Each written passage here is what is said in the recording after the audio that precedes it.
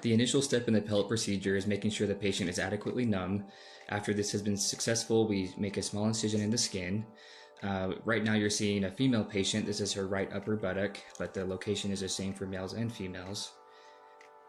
Then after the skin is adequately numb, we insert an instrument called a trocar to the adequate depth.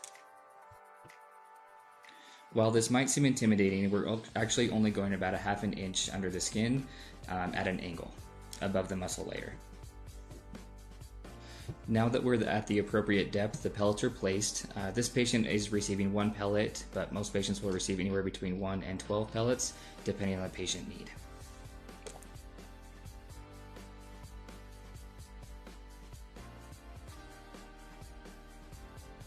After the pellets are placed, this incision is closed with steri strips.